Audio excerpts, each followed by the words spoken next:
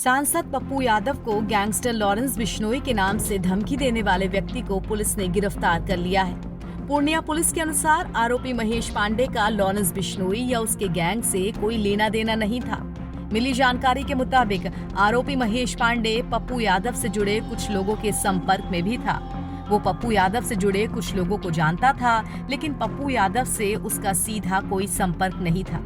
आरोपी ने दुबई के नंबर से कॉल किया था। उसने इंटरनेट से लॉरेंस बिश्नोई का फोटो डाउनलोड कर व्हाट्सएप पर डीपी लगाई, फिर इसी नंबर से धमकी दे डाली।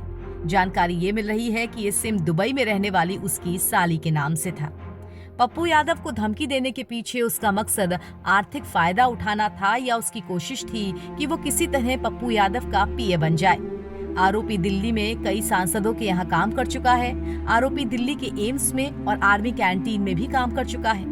सांसदों के यहाँ काम करते हुए उसे निकाल दिया गया था। इसके बाद उसने पप्पू यादव को धमकी देने वाला प्लान बनाया।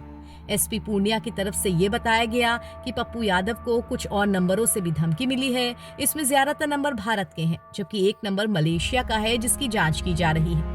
आपको बता दें कि कुछ समय पहले पप्पू यादव ने लॉरेंस गैंग द्वारा सलमान खान को मिल रही धमकी को लेकर पोस्ट किया था। पोस्ट में उन्होंने लॉरेंस गैंग को चुनौती देते हुए उनके नेटवर्क को 24 घंटे में खत्म करने की बात कही थी।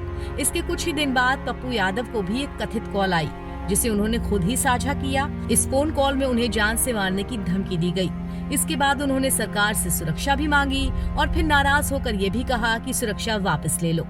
जब सोशल मीडिया के पेज पर किसी लोगों ने मलेशिया से, रात भी जैसे मलेशिया से लोगों ने धमकी दी, तो वो उनका काम है धमकी देना। मेरा काम है हाथी चले बाजार कुत्ता भूखे हजार। मेरा काम है अपना काम करना। ये भी जो जरूरत नहीं है इस सुरक्षा को भी लौटा ले। मैंने चिट्ठी लिख दिया कि आप अपनी सुरक्षा लौटा लीजिए। मैंने लिख दी कि मुझे आपकी सुरक्षा नहीं चाहिए। मैं अभी भी आप देख लो, आप सामने में है, दिखाओ जनता को, मेरे पास कोई सुरक्षा नहीं है। जिसको मारना हो आके मार दो, लेकिन सच्चाई के रास्ते नहीं हटूंगा। सदन और सदन के बाहर जो आम लोगों की जिम्मेदारी हमको दी गई है वो काम करूंगा। मैं इतना जानता हूं, इस देश की जनता मेरे लिए भगवान है। इंसान नहीं मानता हूं, भगवान मानता हूं, और उसके जस्टिस के लिए मैं कुछ भी करूंगा और उसकी मदद मरते दम तक करूंगा। ये 3 फिलॉसफी मेरी है और उसमें जिसको मारना हो, मेरे किसी से निजी झगड़े नहीं है। मैं किसी की निजी जिंदगी में नहीं जाता हूं।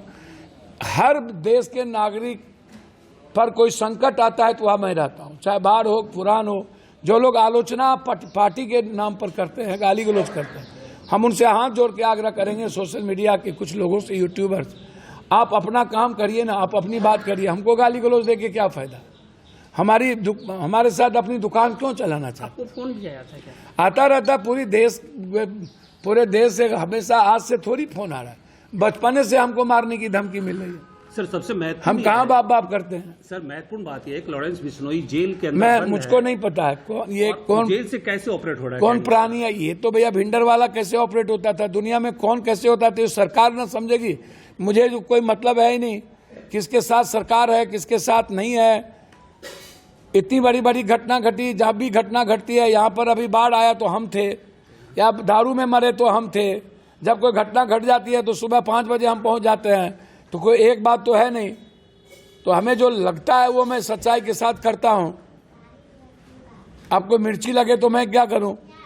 तो इसीलिए सरकार गंभीर नहीं है। सरकार, सियासत में जो लोग रहते हैं उसकी सुरक्षा, सरकार गंभीर नहीं है। सरकार चाहती है कि पप्पू यादव खत्म हो, सिरदर्दी है उनके लिए।